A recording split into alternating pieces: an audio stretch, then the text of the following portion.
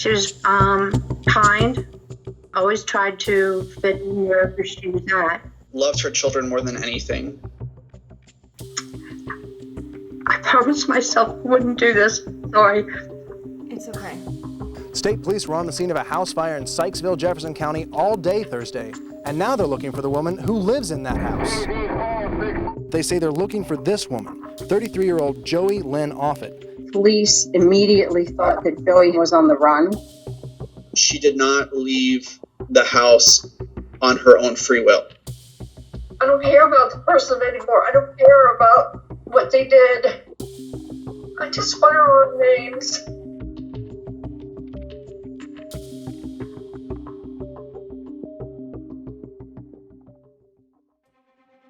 New home, new town, new baby.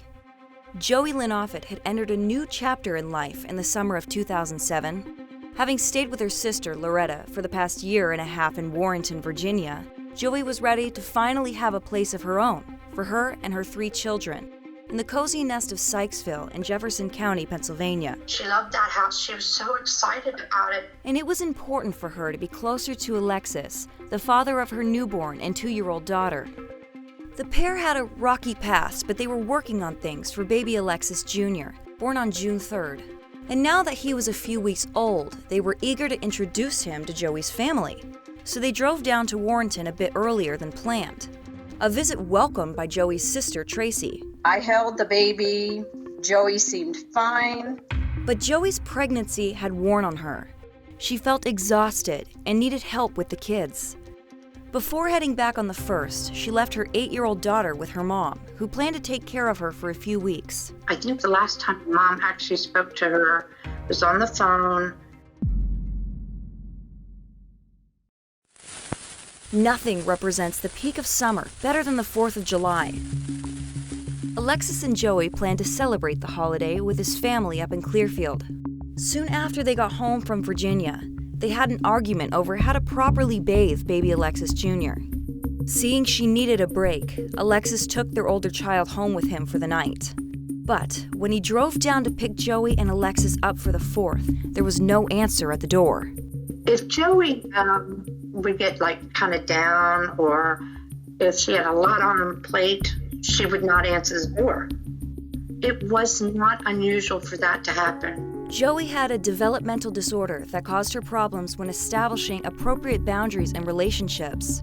A part of this was to isolate herself when she felt overwhelmed, a behavior that usually only lasted a day or 2. That's why no one felt the need to call the police. But once a few days passed, they started to worry. Alexis drove back down to Sykesville to see if Joey was home, and while there was no answer, he noticed something. He said that when he went to the house, he saw car seats and her purse. It was strange that her things were in the same place, untouched, but due to Joey's history, no one was alarmed. He decided to try back again the next day and found Joey's red Saturn 92 missing from the driveway. He goes, well, we know she's okay because her car's, she's taken her car out. It wasn't until July 11th, after she didn't answer the door for her home healthcare nurse, that the family became alarmed and asked Alexis to write a note, warning Joey that if she didn't contact them by the next day, they'd call the police. He put the notes up and we all waited, nothing happened. At around 4 in the morning, July 12th, the Reynoldsville Fire Department received a call that a home on Fugate Drive had burst into flames. It was Joey's house, but she wasn't there. You have a structure fire, and we can't locate the residents. Around the same time police were called to investigate, Joey's fiancée Alexis walked into the department to report her as missing. And I said, well, Alexis, Mom and I are on our way up. There's been a fire. Because they just told me. Of course, when we arrived up there, it was chaos. While Joey couldn't be located, her newborn's remains were discovered in the home, and police discovered that the fire was no accident, but arson. News that spread quickly. The house soon turned into a local spectacle, making it difficult for Joey's sister and mother to even get there. I see these, plainclothes people, and literally sitting in lounge chairs, believe it or not, at the intersection of the street she lived at. It's just unusual that you have a house that burned, and there's not somebody standing outside worrying about their belongings, that kind of thing. So, And to make matters worse, officers immediately believed that Joey had a hand in her own disappearance. I know that, based on statistics and everything else and protocol, I know that you have to. A theory that her family went back and forth about, but eventually rejected. Not only was Joey dependent on them, but she was inseparable from her kids. To leave everyone behind just didn't make sense, even if she did do something terrible. And if she's on the run, he is going to call. That didn't happen. So once her car was discovered 70 miles away, everyone started to fear the worst. On July 16th, police found Joey's red 92 Saturn at the Nittany Garden Apartments in State College, the place she once lived with her fiancé, Alexis. It was backed in perfectly straight, and the entire family told the police that wasn't her. Joey's family said she was notoriously bad at driving, hardly able to park a car, much less back into a parking spot. But even more strange, The driver seat of the car was pushed back and then leaned back. Joey was barely 5'1" and wouldn't be able to drive a car like that. I told him that wasn't her. Sorry.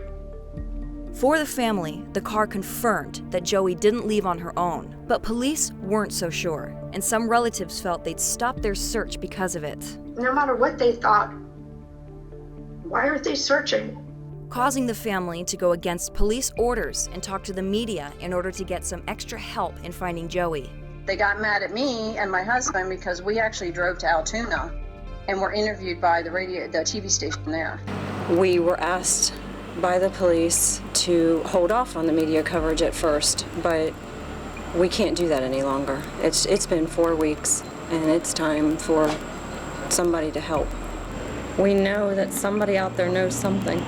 The family says their frustration grew when police cut off all communication with everyone but Joey's mother and older sister, Loretta, triggering a family rift that had started over the decision to move Joey to Pennsylvania in the first place.